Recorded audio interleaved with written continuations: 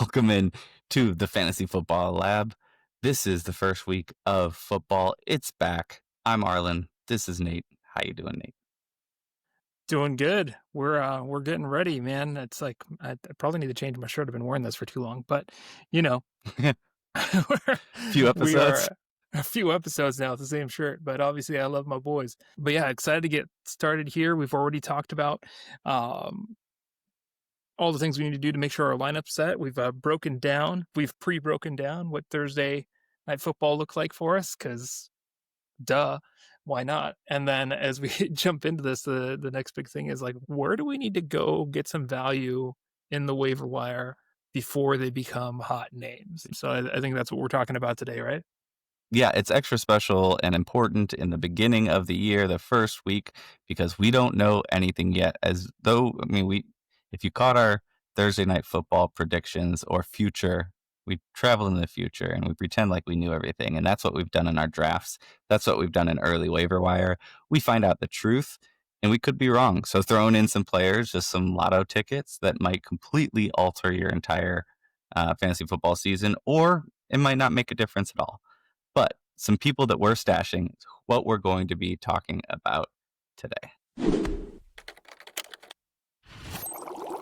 Welcome to the Fantasy Football Lab.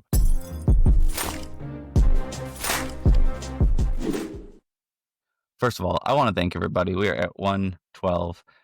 This is to take a look and see if this is wrong. Recording a couple days early, so you'll see that we've grown a whole.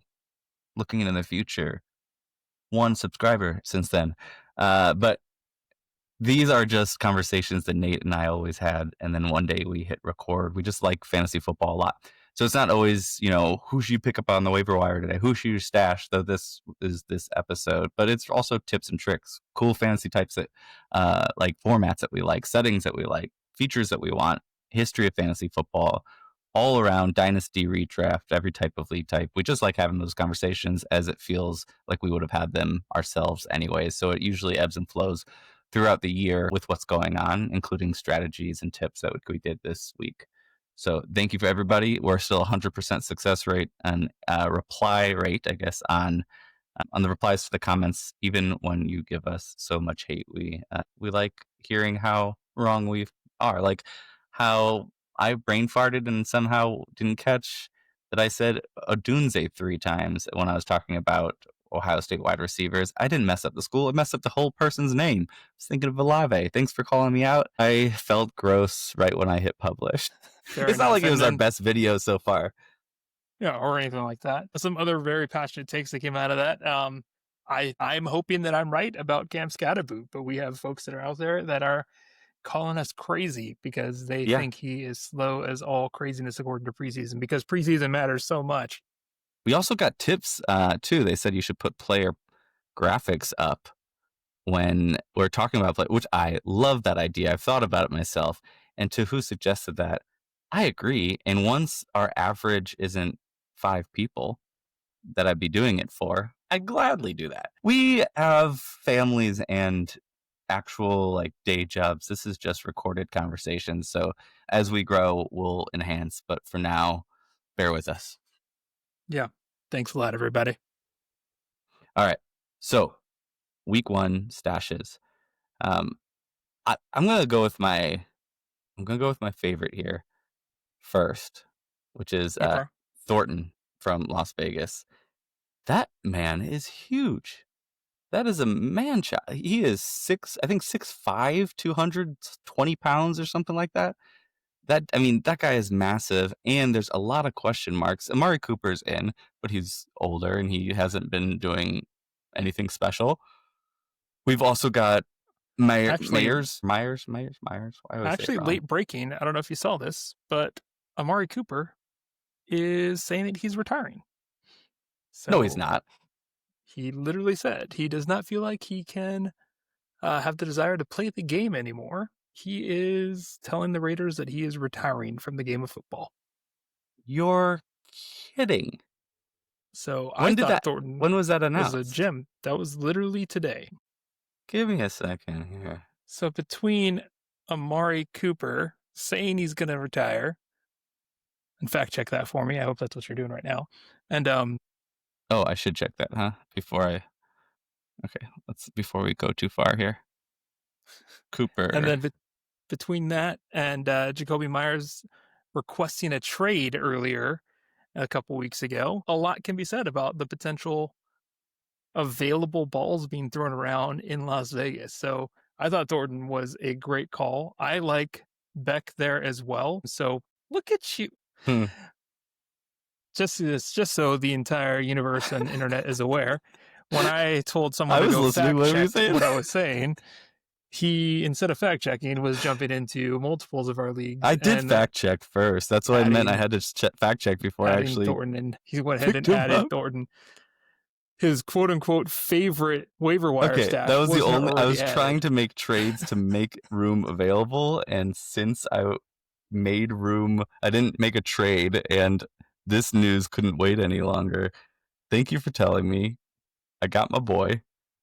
Checking my ESPN one, but I'm listening. Go ahead. All right. Well, while you're doing that, it's a good call out. Thornton is a great pickup right now. One that we had on the list, but it might be a little too late. But if he's still available out there in your world, he's worth grabbing. He's 61% rostered right now, so he doesn't quite fall into the under rostered folks that you can go add to the waivers. But for Sure. 39% of you folks out there, Ollie Gordon might still be available for you. With Jalen Wright injured and hurt, and with even Devon Achane with a soft tissue injury, that even if he's returned to play, he may not be returning to performance at this point. So Ollie Gordon out in Miami might be a great stash for you. He's got a great shot to contribute immediately in week one, even as a backup, because of what's going on with Devon Achane. So make sure that you take every opportunity to check your leagues, not you, Arlen, not talking to you, but everyone else. Go ahead and check I'm not your doing anything. leagues and get him added if you didn't already.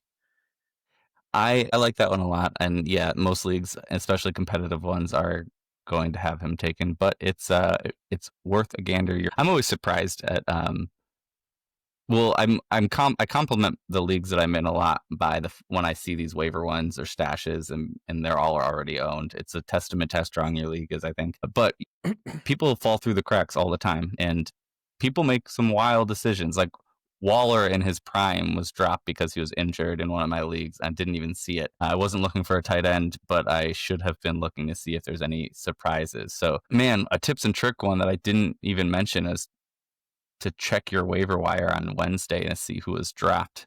Because a lot of times it's so noisy, people don't even see who people dropped. So hopefully these people won't be one of the ones that you're dropping, but somebody that you probably will if you pick them up. That I still think if you have a place on your end of your bench to throw them on, Chris Rodriguez out of Washington, we don't really know what's going on. We're taking our best guesses, probably a little Eckler, a little bit of Bill Krosky, but maybe Chris Rodriguez is more than we thought. If you don't have some of these other names, that's one that you could just throw on, see what happens. If you have an IR spot and you're looking to pick up one of these guys, pick up an IR person first, throw them onto your IR, and then pick up one of these so you get yourself an extra position. Yeah, it's a great call out. Another one that I'm looking at that I'm a fan of, because of how muddy things are, there's so many storylines to watch out in Jacksonville right now, trying to figure out what the wide receiver situation is, trying to figure out what the running back situation is. And because of that, at 40% rostered, I think Bashal Tootin, if he wasn't drafted in your league, is someone worth having on your bench. Yeah, I agree. Arguably, he is, much to my chagrin as an ETN owner in our Dynasty League, he's being touted as probably the most talented runner in that backfield, but we heard that a lot about Bigsby in his first year, and he sucked his first year, but then he came out and played last year. So we'll see what it is with Tootin. You never know. And since the room is so muddy anyway, one of those names are going to come forward and be the lead back. And at 40% rostered, if he's available, and if you want to take a gamble and you're not already eating up a roster spot with a different Jacksonville running back, then I would go grab him just to see what happens. There's a couple of leagues where I think maybe one league I have him in, maybe two, but I have Tank as well. And it was just, it's probably Tank. It's probably ETN. It's probably not Tootin, but you don't know. So these are those surprises that happen that you can kind of grab. And if it is him for some reason, he jumped ahead of everyone, or they couldn't deny, or someone got injured, then you've got the highest waiver wire priority if he all of a sudden was realized. All right. So I really like, that's not the right name. And his name is what? Are you talking about Eric? You weren't supposed to. It automatically cuts when we're quiet. I was making a weird face. You can't start talking. I'm making a really weird face. That's horrible etiquette. Alec Ayo Manor. My voice to text actually typed out Ayo Manor. They know how wrong that with names I get, so they like tried to like sound it out. It's Ayo Manor from Tennessee, wide receiver from Tennessee, probably the wide receiver too. And he's got an upside role. He could be realized. You could see enough of a spark where you say it's worth hanging on to that player. Same thing with these other two wide receivers, Tesla, Horton. These are guys that are right near the top of the depth chart. They have a lot of skill. They did well in preseason, and they might be something. Tesla has a little bit more competition in front of him with Laporta and Gibbs and Montgomery even, and a St. Brown, Jameson Williams. So that probably won't realize itself. So I would pick up like A.O. Manor or Horton above him. Good call. Who's it? A.O. Manor. We're going to get eaten alive with our name pronunciations and name selections here in our comment section again this week, but that's totally fine. Did I say A.O. Manor? Yeah, yeah, I think we're right. We'll take it. We'll just roll with it. Some other folks that I would just think through as you're looking at possible stashes, if you've got room to play with, if you're not super stoked on your draft, there are some options that are just going to be great upside plays for you as well. They're going to present a great opportunity. And there's some familiar names on this list that you want to think through. But I like folks like Hunter Renfrow, who is out there and you're thinking like, man, he hasn't played in a couple years. But the dude can run routes. Quarterbacks love him. At least Derek Carr used to, right? So with Coker out on injury, he's on. Thielen's no longer there. We still don't know what Leggett's going to be or what he is out there. If preseason tells us anything, T-Mac is going to be the number one out there, but Renfro's out there to be open and catch passes. So it's someone that could build value really quickly. I love that, especially in the beginning. Like, get yourself a little boost, buy yourself some wins in the first few weeks. And then this is one of those players where if he outshines, Coker's not a big enough name to scare people away when they're coming back, but I think it could really mess up Renfro's run. So if you sell him a week before Coker's back, people probably aren't thinking about the fact that that guy's coming back. And I would use a few weeks. When you hear the other guy's coming back, ship him off and get some fab or get some other players. Another one, I think another one that approach that you should have is just look at these unknown backfields like Roshan Johnson he's Chicago, right? Yeah. Dowdle. We've got these backups that might be starters, that might be backups, that you can point to 5 different people and say that there's no one with extreme draft capital here that they have to put up front. There's nobody who jumps off the page as a solid running back. Even like with Chubb, I don't know if it's actually Chubb starting because I don't know what he can actually do now. He came back from a major injury. It was the second of his career. Wasn't great, but maybe he needed another year to heal up, and he's amazing. So we don't know, and we're trying to guess. So if you are throwing lotto tickets into these running backs early, before I grab a handcuff to a top running back that is available on the waiver wire, I'm grabbing ambiguous backfields that could play as a flex for me, maybe. There you go. When I talked about Chubb, Mixon is another one. If he's on your waiver wire and you have an IR, this is another one of those players you just pick up, put on your IR, and grab somebody else just to see maybe a Dowdle or something. See if it. Actually, I don't know what percentage Dowdle's actually owned, but grab somebody extra, put on your waiver wire, and then shoot your shot. If you're wrong, and Dowdle's not. He's 26% rostered. You can throw him on. Yeah, you can throw him on and see if something happens. Probably not. But then if you're tied between any of these players, take a look at your league settings first. This is from our tips and trips. Take a look at your league settings first. See what time they play. Get the earlier one. If your league allows you to drop players after they play, move forward to the next one that you wanted. CMC's status has changed from healthy to questionable. So this is the beginning of the season for real. So maybe go find. I've got him too many. Oh God, that sucks. It's the school year again. We got CMC injured already, questionable, not going to play all year. School. How many leagues did you? He was one of your favorites. How many leagues did you take him in? He was one of the do as I say, not as I do folks. So I love CMC as much as the next guy, but it just turned out in such a way that he was never available for I drafted. For some reason, I was in every league drafting 9 through 12 or 13 in our 14-team league. So he was just never there for me. Percentage is Guerrero. We assume it's Brian Robinson. They say it is, but it could not be. It could be Guerrero again, who did excellent, and he is 19% rostered. So that's not a bad shot to pick up someone like that when CMC, Iron Man CMC, comes up questionable leading up. And maybe this is nothing. I haven't actually read it. I just saw the pop up and got freaked out and got emotional. Maybe it's actually nothing, but there you go. Those have been our sneaky end of the bench players that you should throw on, some waiver wire darlings that you might be able to just get a quick win. If you hit on one of these, if you're doing it all year, you'll probably hit on at least a flex at some point. But if you stash somebody and they end up being something and it's week 1, you've got yourself, a Puka, a Kittle, a Kyron.